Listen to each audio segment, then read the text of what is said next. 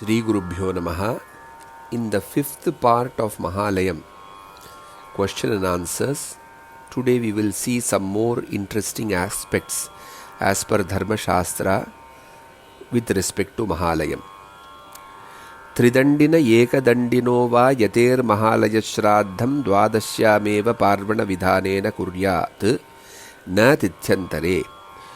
If your father, grandfather, anyone who has gone as a sannyasi or who has taken sannyasa and then died, then for them, irrespective of when, whichever month, whichever tithi they would have died, in Mahalayam you have to perform a Shraddham only on Dwadashi day for them, and Tarpana followed by the Shraddham. So those who are doing 15 days, 16 days Tarpana, they anyway will do it. But if your parent, father or grandfather has become a sannyasi, then this is the only day which has been ordained in Dharma Shastra for performing Mahalaya Shraddham for a sannyasi. The next thing you may ask, that my father is not a sannyasi but his tithi is Dwadashi in some month. So can I perform Mahalaya Shraddham on that tithi? Yes, that you can do. But the rule is that if it's a sannyasi, irrespective of whichever tithi he has died, it has to be in Dwadashi only during Mahalaya Paksha. The next question is that in case my father or mother, their annual Shraddham, which comes once in a year, falls in Mahalaya Paksha, then what should we do? Pitror mritadinat purvam na tanmasi Mahalayam pitroho Shraddhantu nivartya paschat kuryat Mahalayam.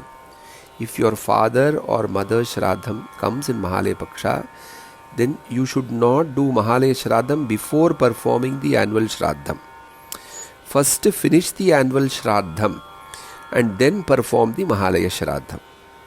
So which means this is applicable also to the people who do 15 or 16 days Tarpana. If your father or mother's Shraddham, annual Shraddham is coming in Mahalaya, then don't start the 15 or 16 days Tarpana.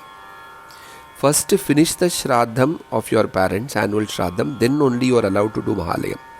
You may say then it may come little later, maybe Dwadashi, Trayodashi, and I miss my 15-16 days Tarpana, and when should I do Shraddham? Then Dharma Shastra has given you an opportunity to do the same 16 days Tarpana or 15 days Tarpana in the next month in Krishna Paksha. The following month after this Mahalaya Paksha, in Krishna Paksha, right from first Tithi to Amavasya of that month is equivalent to Mahalayam. A secondary time has been given. So there you can do 15 or 16 days Tarpana and also do a Mahalaya Shraddham for your parents in case there is a inability to do Mahalaya Shraddham and Tarpana during the Mahalayam period. But it is important to understand that without finishing annual Shraddham of Mata and Pita, Mahalaya should not precede it. The next question is, how many people should be called or how many Brahmanas should be called for Mahalaya Shraddham?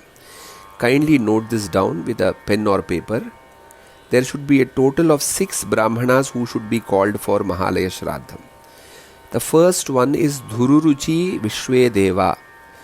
So Vishvedeva are the Devatas who are the guides for our Pitrus, and they bring them from Pitruloka to our house.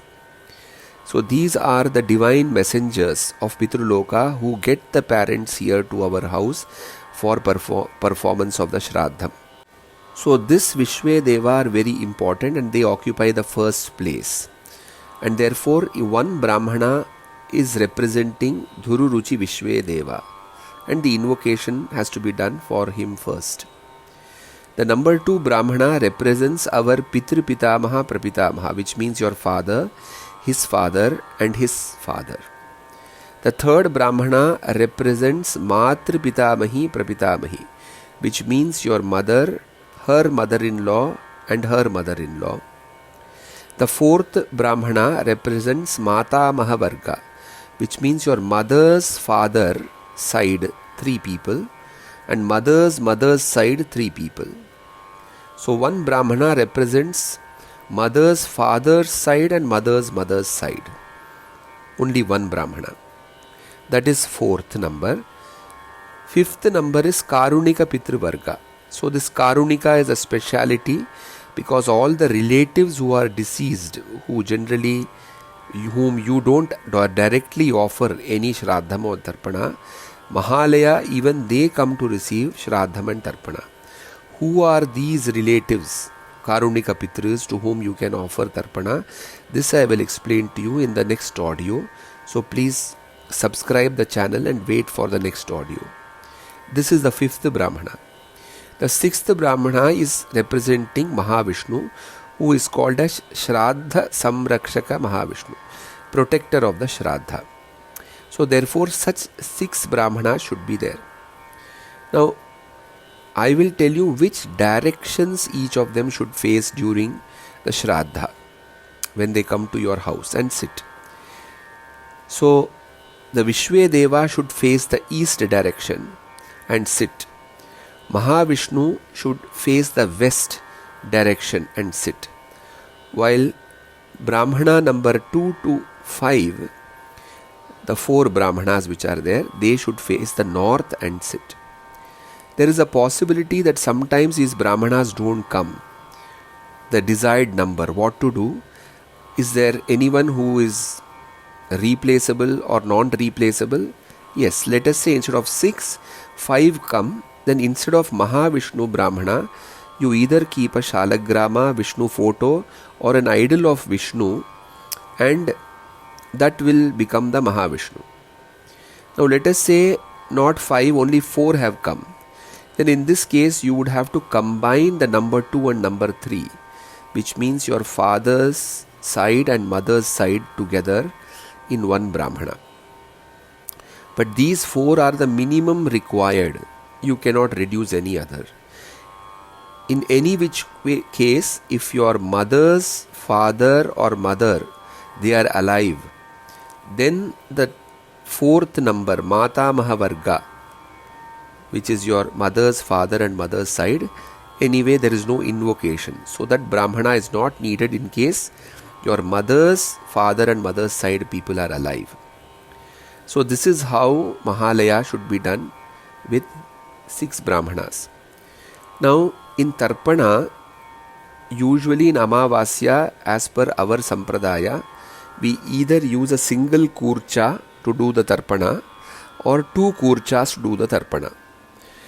So in Mahalaya, we have an additional kurcha called as the Karunika Pitru Kurcha, the kurcha where the relatives will be invoked and Tarpana will be done. So where should this kurcha be placed?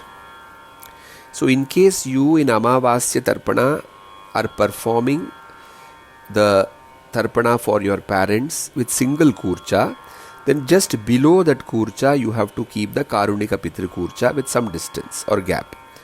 So in Mahalaya then you will have for the 16 days Tarpana or even a single day Tarpana after a Shraddham, you will have 2 kurchas. Just in case you use one in Amavasya, then in Mahalaya it will be 2. Some families they use 2 kurchas. So those families who are using 2 kurchas, they will in Amavasya Tarpana, they will keep the 2 kurchas as they usually place, and this Karunika Pitru Kurcha will come as the 3rd kurcha on the last. So which means the first kurcha which you usually place for the father and your mother's side, the second kurcha will be mother's, father and mother's side, and the third will be the Karunika Pitru Kurcha. This is one option. The second option is the Karunika Pitru Kurcha can be placed also in the center of both the kurchas, and the relatives who are the Karunika Pitrus, Avahanam can be done in this Karunika Pitru Kurcha, and for them you can do the Tarpana in Mahalayam. So these are some rare information. Kindly watch the entire series of Mahalayam by Vedaghosham. Spread this to everyone and spread Sanatana Dharma. Namo Namaha.